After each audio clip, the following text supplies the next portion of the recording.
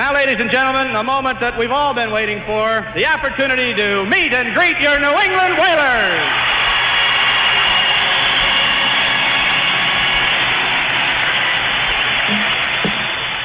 It's like being born all over again, really. We came from Boston, where naturally the Bruins were number one, and come to a place now where we're number one, and the people have really accepted us, and it's just a fantastic feeling to go out there and feel you feel the warmth of the people out there cheering for us. And if you recall the last game of the playoffs, we played at home, and we come out and the people give us a 10-minute standing ovation. I tell you, that sends the shivers up and down your spine. 13:35 to go in this overtime period, which happens to be the first one. The reason we're so late is we had a 75-minute second period. Draw one by nobody. Gambucci from his knees tried a shot. Hurley knocks it safely to the corner. Paul behind the net to Lee. Checked by Brackenberry ahead to Carlander. Al's out with Swain and O'Donnell. Carlander races to center, dumps it into the corner. O'Donnell chasing with Antonovich. Freddie tries to center, ridden off by Smith. He takes a tumble. Swain back to Lee. His big drive scores! And the one!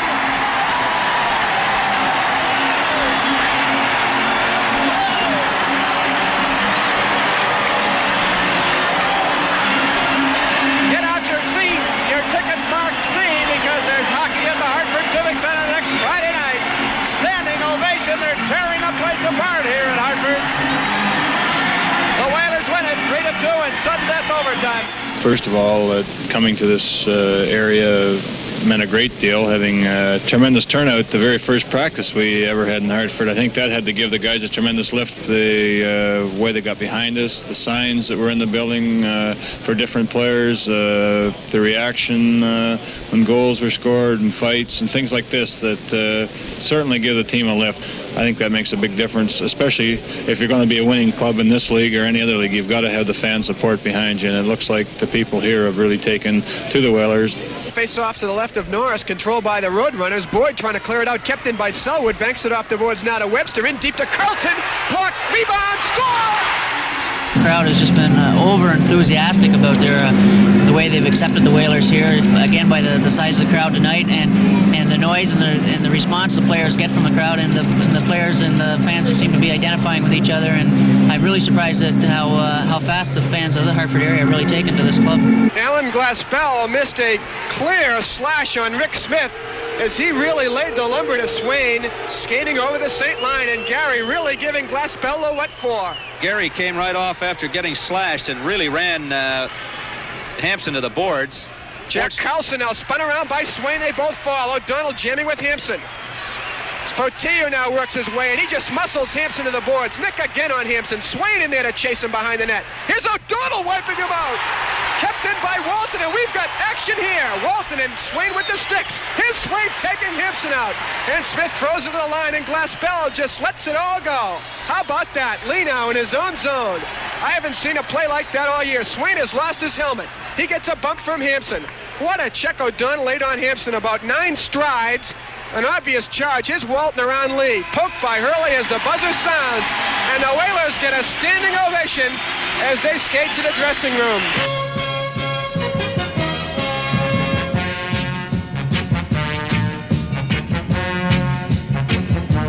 This is the story of the New England Whalers and the city of Hartford. We'll begin with the courting stage of this very unlikely marriage. The Whalers, a hockey team without a city. Hartford, a city without a team. We're going to trace in these memorable moments the development of this love affair, from the light touches of opening night pomp to the passion of emotional nights through February, March, and April. Nights fraught with the thrills, chills, and spills of this exciting sport called hockey. For beyond anything else, it is this sport, the sport of hockey, played on center stage at the Hartford Civic Center, that has sealed the bonds of this marriage between the New England Whalers and the city of Hartford.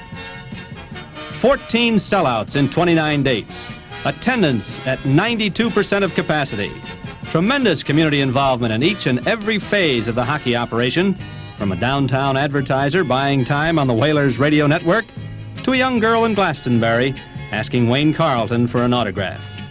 No, this is not a platonic relationship. No kiss on the cheek goodnight. This is good old-fashioned Rhett Butler, Scarlett O'Hara stuff, replete with all the trimmings. People still coming in.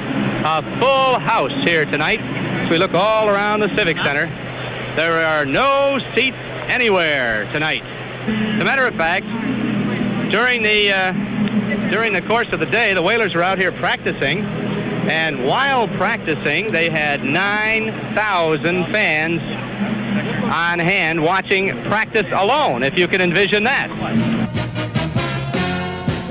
Let's also not forget the standing room only crowd at the Booster Club banquet, or the surprise Bradley Field welcome following that playoff loss to the Saints.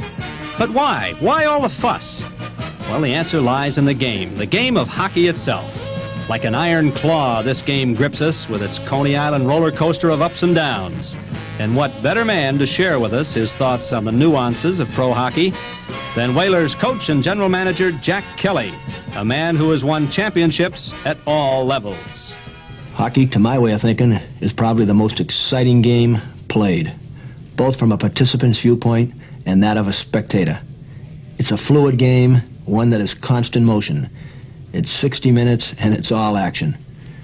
In regards to offense, the idea is moving the puck ahead, head-manning the puck, moving it out of your zone as quickly as possible and breaking the puck up to your open wings. Players with good hockey sense are always busting into the open, anticipating passes and anticipating the play.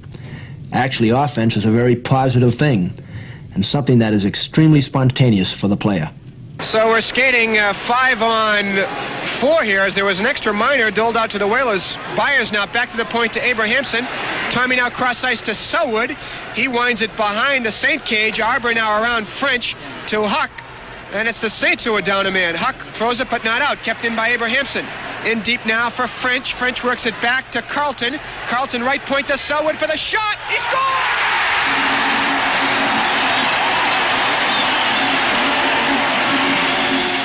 Defense is something that has to be thought about.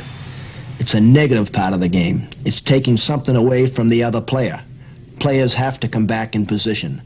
The defense has to stand up to meet and turn the play. Defensemen have to size up whether the wings are covered or the wings are open and immediately adjust to whatever situation presents itself. Blocked by Johnson. Here they come. 2-on-1. Danny Johnson and Bodine. Johnson's in alone. Johnson fielded a pass, and Hank Slavin made a great diving play. Hank Slavin, what a great play that was. Although Johnson blew it himself by fanning on the pass, Hank Slavin dove with the stick and broke that one up at the last second. How about that? What a tremendous play by the young rookie. And listen to this Hartford Civic Center audience as young Hank comes off the ice. He's going to get a standing ovation. Look at the people coming out of their seats all around the Whaler bench and now all around the lower tier of the arena, Bob, as it's got to make a young defenseman like Allen up here filling in for some of the injured defensive corps feel pretty good. Certainly defense is the key to any successful team. If you can move the puck out of your end with the least amount of aggravation, you're going to end up being a winner more times than not. And finally, the goaltending aspect of the game. The guy who is probably the most important cog in any successful franchise.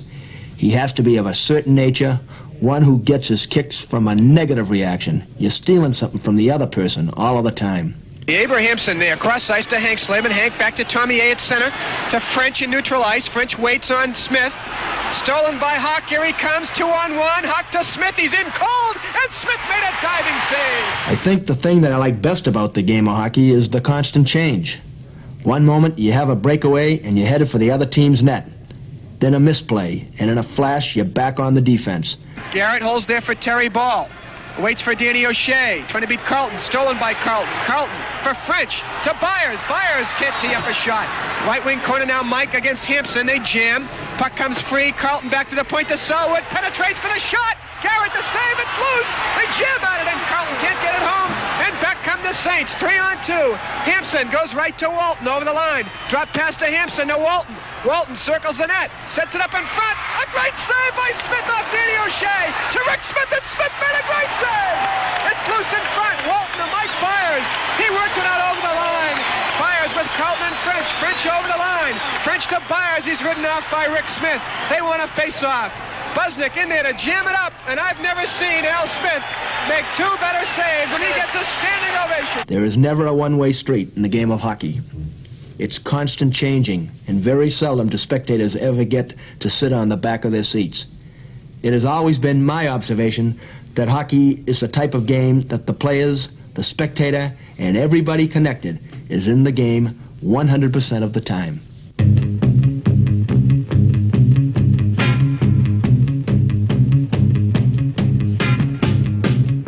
Through all the thick and thin of the Whalers' first memorable season in Hartford, one moment really stands out. A moment Hartford people were looking forward to since the first insurance policy was ever written. A moment Whaler people were looking forward to since the first puck was ever dropped. Opening night, January 11th, 1975. A new home, a new identity. It was the New England Whalers versus the San Diego Mariners, but the opponent didn't really matter. You could have brought in Charlie Brown's All-Stars to play the Whalers that night. Yes, the Hartford Civic Center was open. Major League Hockey was here at last, and it happened just like this. A very pleasant good evening to you, ladies and gentlemen, and welcome to this beautiful new home of your New England Whalers.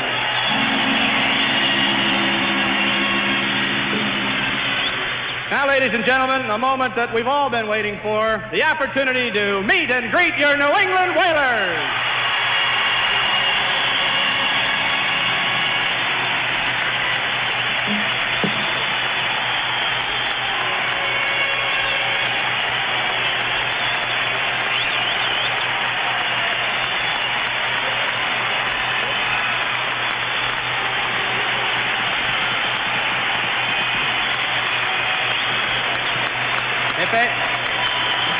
If I may have your attention.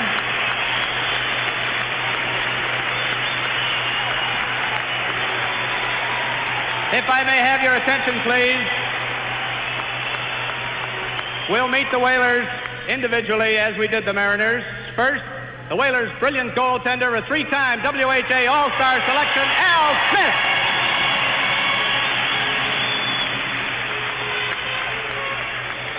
Now I direct your attention to the players' bench to my left. An injured Whaler, not in uniform tonight, a rugged defenseman, member of Team Canada 74, also a three-time WHA All-Star, number 2, Rick Lee.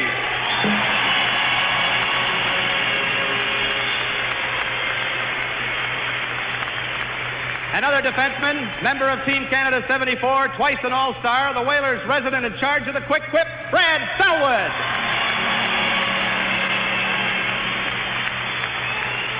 A native-born American star is next. He's also a three-time All-Star, currently the Whalers' leading scorer, number 4, Larry Poe. And another American-born star, perhaps the best shot-blocking defenseman in the business, and he has the bruises to prove it, number 5, Paul Hurley.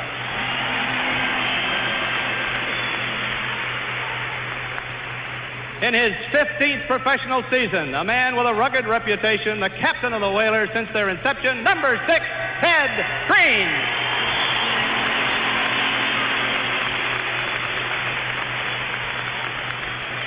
Now I direct your attention to the players' bench again, not dressed tonight, out with an injury.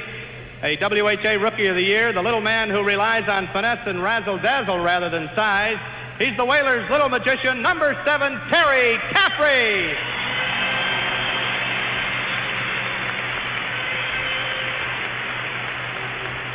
The all-time leading Whaler goal scorer is next, a member of Team Canada 74, three-time WHA All-Star, number 8, Tom Webster.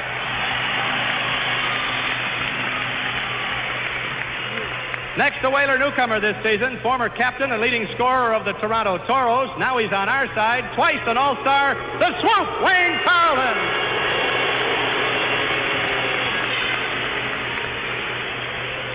Mr. Perpetual Motion is next. He's a hard-working left winger who set a major league record with an overtime goal in just 4 seconds at Quebec earlier this season. Number 11, John French.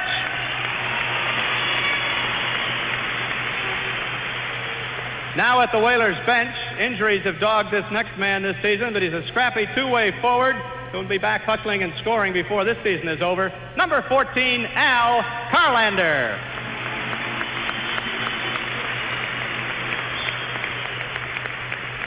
Still one more American star next, an All-American while at Boston College, member of the U.S. national team, member of the 72 Olympics team, and a real speed merchant on the blade, number 15, Tim Sheehy.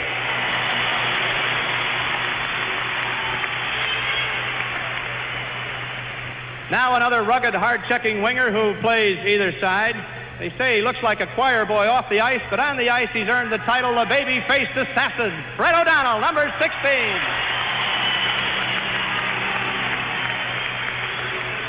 And now a man whose tireless efforts make him invaluable to the Whalers as a penalty killer or skating a shift at any forward position. He's always ready.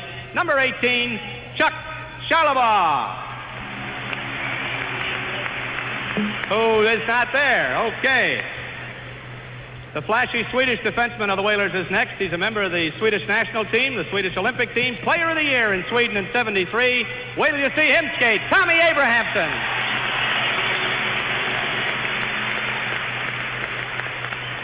A Whaler rookie this year and penalty killer supreme. Plays all three forward positions. He's an off-season golf pro and just 2 nights ago displayed a new talent as the team policeman in Phoenix. Number 20, Gary Swain. An exceptionally strong skater and an extremely effective right winger is next. A veteran with impressive statistics at every level of his professional career. Number 21, Mike Byers. The term wily veteran fits this next Whaler perfectly. In his 17th pro season, his experience pays handsome dividends for the Whalers, as evidenced by his 14 points in his last 7 games. Number 22, Don Blackburn.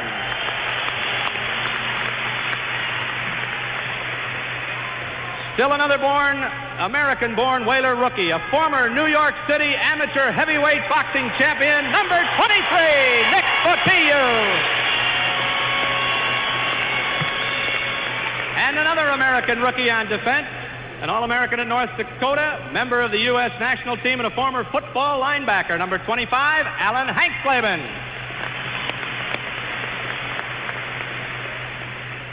The other half of the Whaler penalty killing unit was also a collegiate All-American. He leads the team in shorthanded goals, another of the tireless workers of the Whalers, number 27, Tommy Earl.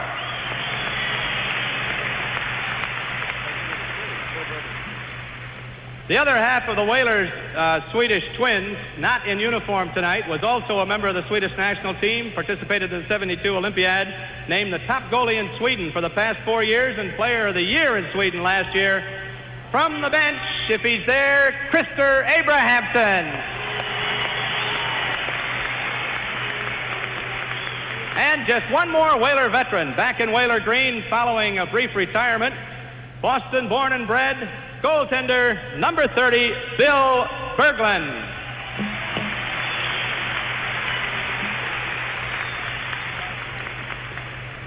I don't know where they're hiding right now, but they're 2 more mighty important members of the Whalers. Their head trainer, no number for him. He's the short one of the pair, Joe Alcott. And the other half that makes everything happen, the equipment manager, Skip Cunningham.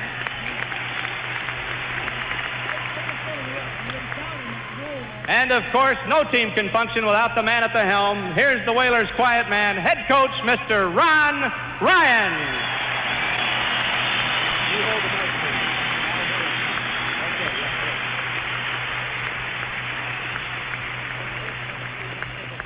First, we're going to hear from the managing general partner of the Whalers, Howard L. Baldwin. Thank you, Bill. I had a big, long speech planned, but I've never seen so many people in an arena before, but I'm too scared to make it. But I will say this. The New England Whalers, owners, management, and players are very, very proud to represent the city of Hartford and the state of Connecticut in Major League sports. And if you'll look up there to the ceiling, you'll see 2 championship banners for the first and the second year. And our pledge to you is to do everything we can to bring the World Championship back where it belongs, to the city of Hartford and the state of Connecticut. Thank you very much.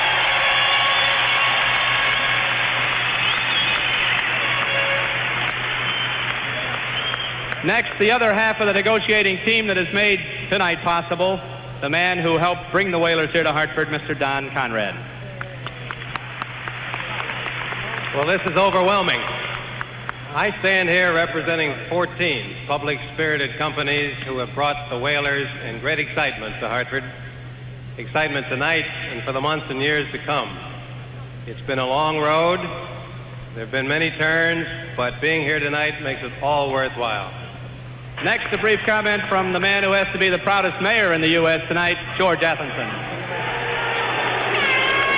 Thank you very, very much. It's a real pleasure for me to be here. I want to thank the Hartford business community, the New England Whalers, for Howard Baldwin, the Hartford City Council and the city manager, and all of you who support the Whalers. Let's go and support the Whalers all the way!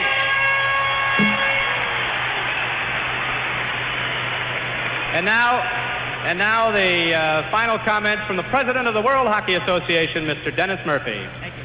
Thank you very much. And I want to present this trophy to your president, wishing him the best of luck always, and another championship for New England.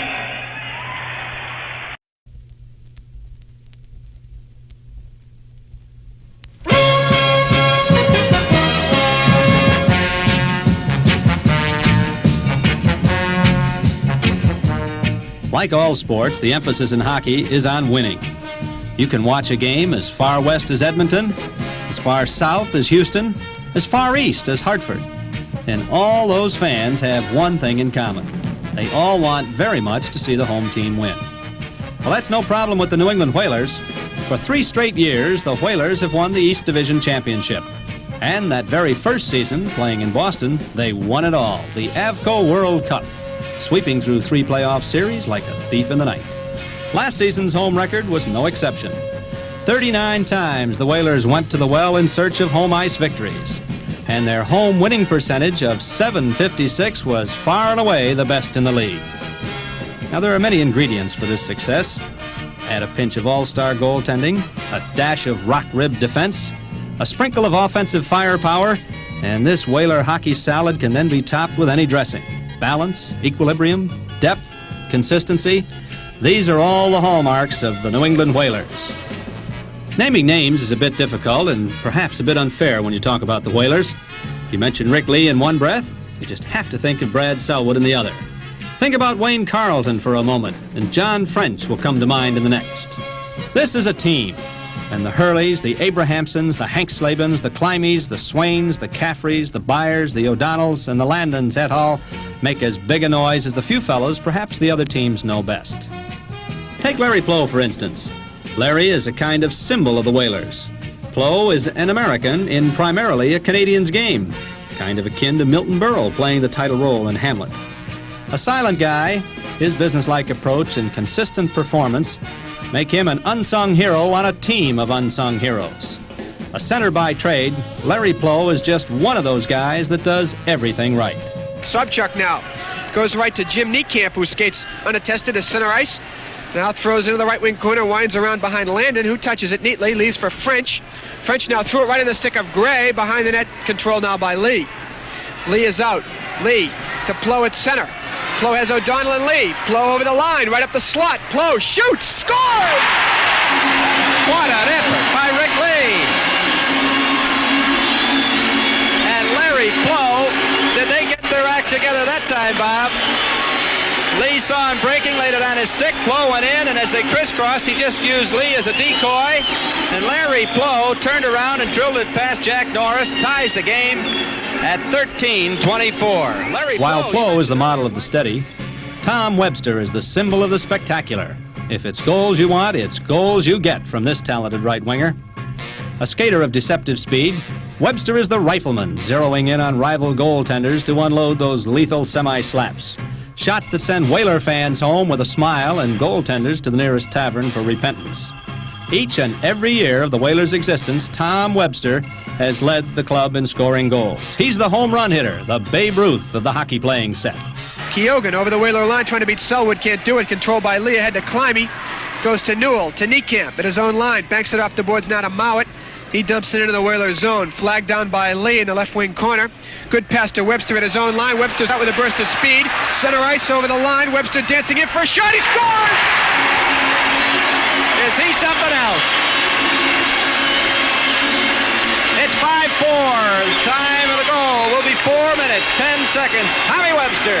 Nice pass from Rick. We turn to the man of responsibility, Al Smith, the goaltender.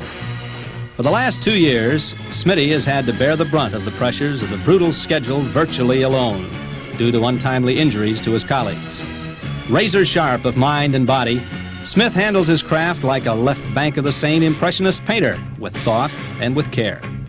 An honest sort, Al is the first to admit to a bad night, and often the last to take credit for a good one, at least to the public. When Al Smith leaves an arena, he needs no pat on the back on good nights, no scolding on poor ones. He's his own critic, and this self-analysis and personal pride of performance has given Al Smith a reputation as the consummate professional. Abrahamson there, cross ice to Hank Slavin. Hank back to Tommy A at center, to French in neutral ice. French waits on Smith. Stolen by Hawk, here he comes, 2-on-1. Hawk to Smith, he's in cold, and Smith made a diving save. And back on the Whalers. Then there's the Nick Fotiu story, the most unlikely tale of all.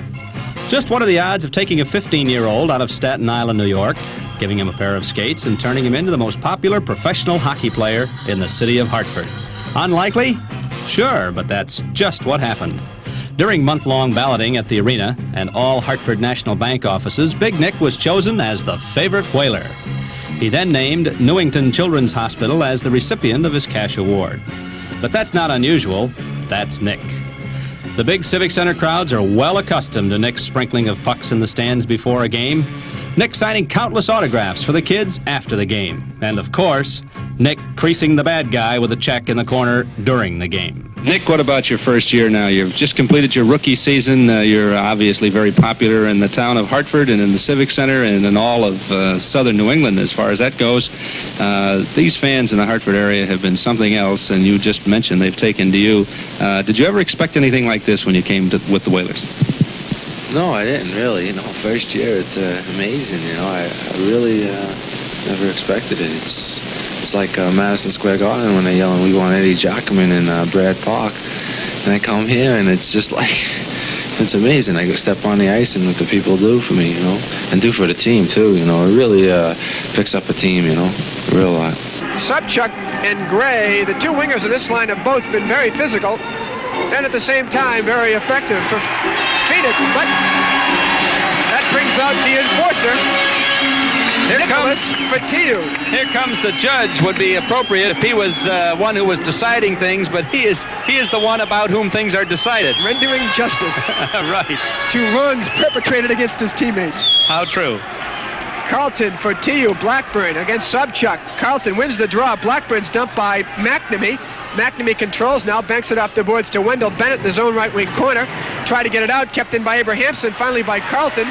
Abrahamson now working against Mino, got it to Carlton. His shot is way over the net. Control now by Fotiu. Here's Fotiu giving a run to McLeod. McNamee and Fotiu now want to go at it. He takes on McLeod first.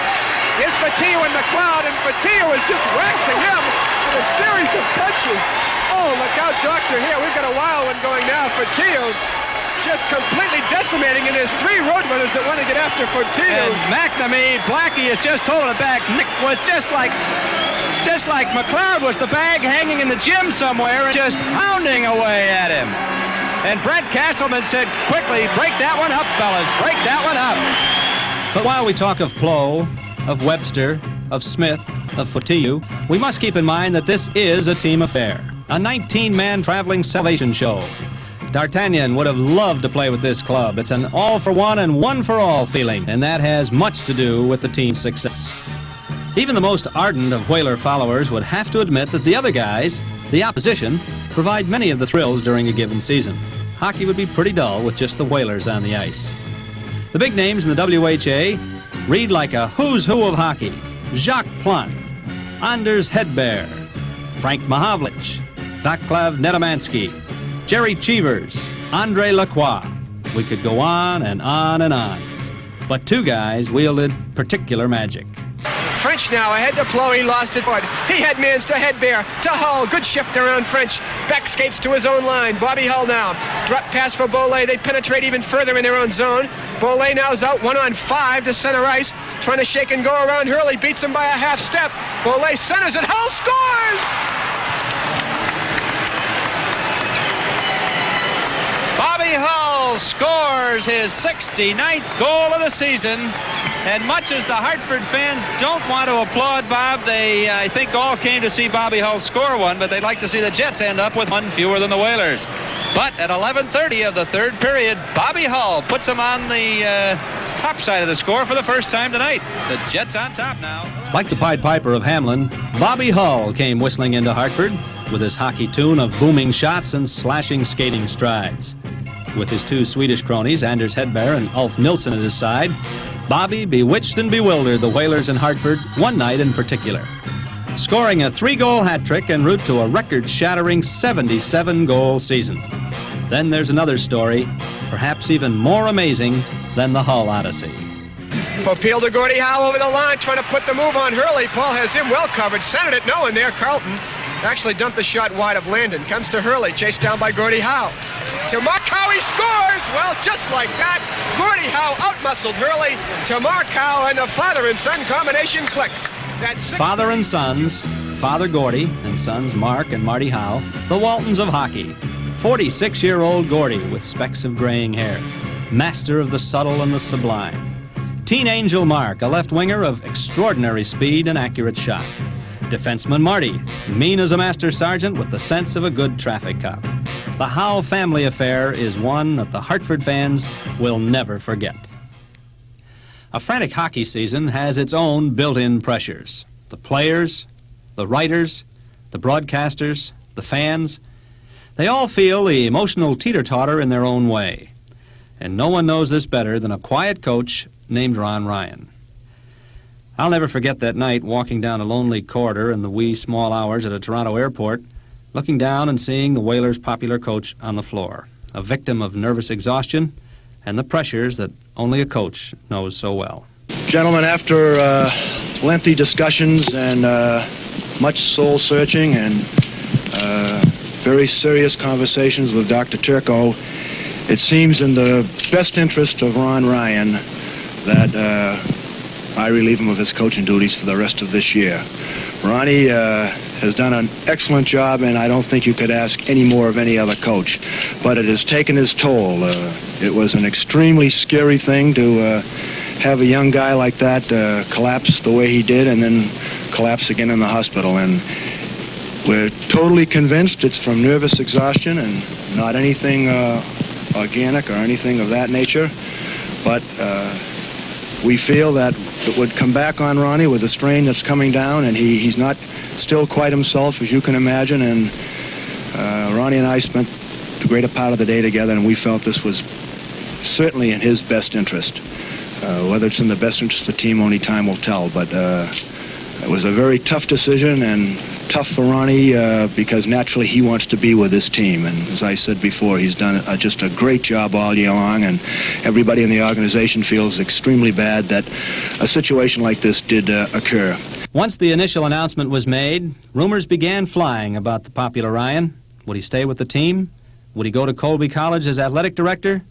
Howard Baldwin had the answers. The purpose of this gathering is so that I might, on behalf of the New England Whalers Hockey Club, clear up all the speculation and the rumors that I've been reading in the newspapers about Ron Ryan. And I'd like to make perfectly clear at this time that Ron Ryan is going to be with the New England Whalers organization for as long as he wants to be. And he'll not only be with it, but he'll be with it in a very integral role.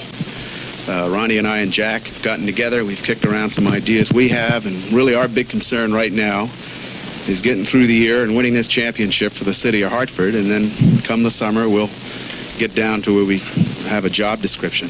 But again, I repeat, Ronnie's with us. He's been with us. Jack, Ron, and I really are the first three people involved with the Whalers. We go back right to the beginning, and we're going to be together for a long time. The New England Whalers pride themselves on team play, on unity, on lack of any self-professed superstar. And so, on a team of unsung heroes, the press one night honored the unsung hero. And what better way to present the trophy than in the name of the late Frank Keyes, the sports writer who dreamed of pro hockey in Hartford. A colleague at the Hartford Courant, Tom Hine, helps us remember that night. The Nancy Silver Trophy will be presented for the first time tonight. Honors the memory of a man who spent his childhood around the game of hockey, lived his adult years writing about it, and died dreaming that sometime Major League Hockey would come to the city of Hartford. Frank Keyes was such a man. A 40-year veteran of the sports writer's field, 35 years as a columnist with the Hartford Current, Frank Keyes was the first to break the news that the New England Whalers were leaving the city of Boston to move into our new Hartford Civic Center.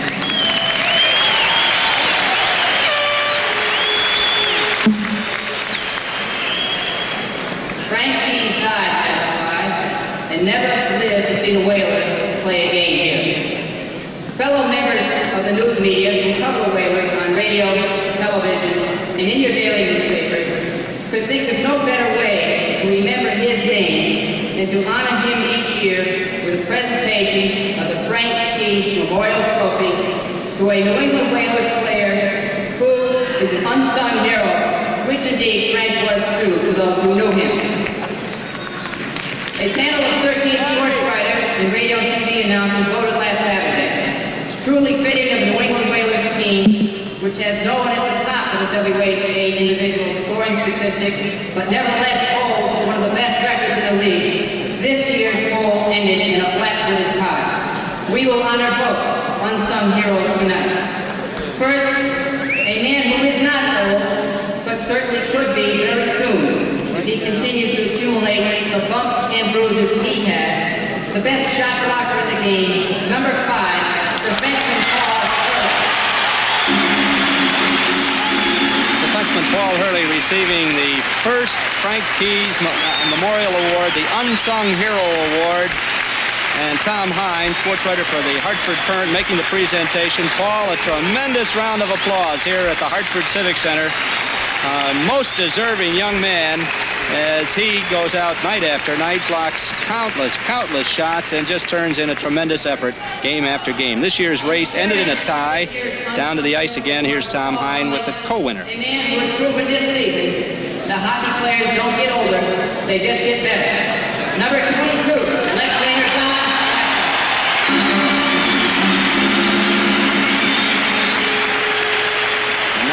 The ageless wonder, veteran Don Blackburn. As Tom Hines said in presenting the award, hockey players don't get older, they get better, and they don't get much better than the veteran Blackburn, who has scored at a point-a-game pace ever since he got back into the lineup. We'll all remember these first-year highlights in our own special way, from the opening night ceremonies to Rick Lee's playoff overtime goal. But a review of memories would be incomplete without the recreation of just one particular friendly little get-together in that cozy little arena. Conley intercepts and dumps in a bouncing shot in on Al Smith. He holds it there for Brad Selwood. Right wings to Tommy Earl. Ahead for Larry Plow at center. He spun around and dumped by Bill Butters. Here's a delayed penalty against the Saints. Abrahamson now centers it. Tommy right wing corner, and we're going to have a penalty here. And now Earl and Butters and Plow. We got a fight breaking out here in the right wing corner. Earl's in there jamming. The linesman in trying to separate him. Brackenberry's in there with Earl, Plow, and Butters. Arbor grabbed by Tommy Abrahamson. Selwood and Jack Carlson are paired off. But Bill, Jack Ferreira and I talked about Bill Butters, a conspicuous absentee in period number 1. But the first shift, he's out there drawing a minor penalty and throwing some punches at Larry Plow. Larry Plow went after him, too, and that gives you some idea. If you're a regular follower of the Whalers, well, now Brackenberry and Selwood want to go, and here they go. Brackenberry and Selwood. Brackenberry gets 2 right hands. Selwood wrestling him now.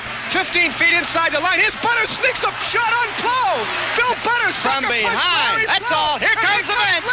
We've got a wild brawl here now. Lee is in on Butters. McCartan picks off French. We've got a wild brawl here at the Civic Center. Both benches emptied. Al Smith involved. Players fighting everywhere inside the Saint zone. Everyone paired off for TU now in Carlson. 2 players wrestling down there. It looks like Hank Slavin, Bob. I'll tell you, that's one of the most ungentlemanly, sneaky, just plain rotten things I've ever seen. Butters came from behind, came up behind Plow and cold-cocked him from behind. Smith and Garrett are at it. Hank Slavin has somebody down, Landon, and... Hank Slavin's hurt, Bill. They're calling for the trainer. And now Gambucci and Hurley, who are wrestling at center, come up. And now it's Smith and Garrett fighting. wild scene here at the Civic Center as players in sticks and gloves all over the ice. The irony of the situation is Selwood and Brackenbury, who started it all, are now kind of just hugging each other at center ice, dancing around. But you're right, Bill, the despicable act by Bill Butters, sucker punching Larry Plow. And now, here we go. We still got Smith and Garrett involved with Busnick and Ricky Lee, and Landon's out there with McCartan. And here we go again. And Smith and Garrett. Piece of Garrett. But Garrett hasn't taken off his mask. And now Nick and Carlson come together. And now Nick wants Carlson. That's obvious. This may be the main event. He was just holding two Saints, one in each hand. Oh, Carlson just cold-cocked Nick. And Nick comes right back at him. Here they go. Fortillo and Carlson. Look at them slugging each other. And down here in the far right hand, Brackenbury and Selwood still having some comments, still taking some swings. It looks like Saturday night at Roseland in New York. Everybody's paired off. All the good guys in white and the other ones are in blue. And linesmen, now Frenchie and Hampson are going at it. Selwood and Brackenbury. Bob, you watch the left-hand boards, I'll watch the right, and we'll just kind of override each other. How about that? Well, now Butters and Swain are going at it in front. Smith now flailing away at Garrett. Right hands by Al Smith on John Garrett. Carlson and Fortillo are separated. Nick's face is bloody. We've got a wild scene here in Hartford. And the irony of it all, look at the two trainers, Joe Altott and Glenn Gostick, just calmly chirping at the line. Selwood and Brackenbury finally get rid of each other. We've got cups and sticks. Nick is cut, and he's going right to the box after Carlson. He shrugs the linesman off, gets spun around, and now both linesmen are in front of Fortillo. He's going into the visitor's box if he can get there, Bob. Well, affable Bill Henderson, the Oilers director of minor officials, must be counting his breath down there because he's got Carlson in there and an angry Fortillo and a cut Fortillo wanting at Mr. Carlson. But as we suspected, Glaspell let this get out of hand. It all started, and now Butters and Swain, and Smith wants a piece of Butters. Look at Al Smith against Bill Butters. He just rides him right out of the play, too. Smitty kills him. Smitty is really laying it on Butters, and Butters takes another right hand. Now O'Donnell is into it. And Fortillo comes up on Butters, and now Brackenbury and Swain go at it. They go into the St. Penley bench. There's just mayhem out in the ice. Fortillo racing in after Brackenbury, and now Carlson out of the penalty box. I've never seen a fight like this in 20 years. Right into the players' bench, and in the Saints players' bench, there is a battle like you wouldn't believe. Fortillo and Carlson are down on the floor on the players' bench, Bob. You got to get up here to see it all. Well, we hope this ends soon. Cooler head. And now fans throwing beer down there. I hope they don't get involved in that because then it really will get nasty. I don't know. Alan Glaspell better get out his pencil. He is going to have his hands full, and there's still fights breaking out everywhere on the ice. I've never seen a scene like this, Bill, ever. I've seen many a nasty brawl, but never one as vicious and as long as this one. And it all started when Bill Butters came up and suckered Larry Plow after the original battle, and I don't know. Now Swain, they can't get him separated around the Glaspell is saying, okay, fellas, he's down here in the Minnesota bench trying to pull bodies apart. The fight continues. Harry Neal is standing back out of the way. Al Smith now. They keep changing partners. Smitty has had dancing lessons, Bob, here with Butters, with Garrett, and now he looks like he's going to go with Brackenbury. Well, I think cooler heads have finally prevailed, at least we hope, as this thing is now getting to be a bit ridiculous. Every player on both teams, Bob. But, Bill, you know, you've seen bench-clearing brawls in which 5 or 6 players are involved and everyone else is paired off. But never have I seen a fight where there were 8, 9, 10 separate incidents going on at the same time. Now it's Brackenbury and Smitty. They just will not quit. Busnick is down here with Selwood. Well, luckily the fans haven't gotten involved as yet, and we hope they refrain from doing anything silly. And Fortillo now wants a piece of Brackenbury. He tells him to get away from Smitty, and Smitty says, Nicky, I've got Brackenbury in hand. Don't worry about him. And now Garrett comes over with Mike McMahon and Plow. Plow is taking McMahon out. And poor Larry Plow, he took the sucker punch from Butters, and I think that's what infuriated Al Smith, Bill. It and sure Smith is. always wanted a piece of Butters in that fray. But how Glaspell can make rhyme the reason of this fight, he'll need Kissinger and the entire UN peacekeeping force to make some sense out of this. Let's see if we can go.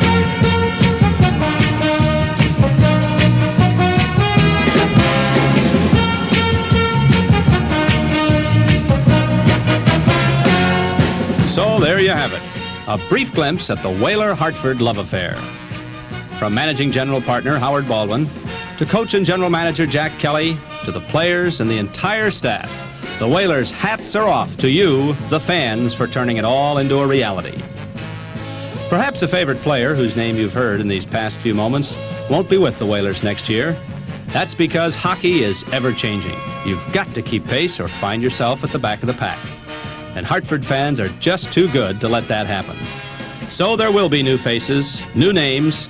The Danny Arndts, the Rosaire Paymonts are all ready to join the holdovers and give you, the fans, more explosive offense, stingy defense, and heavy-hitting aggressiveness. That's hockey.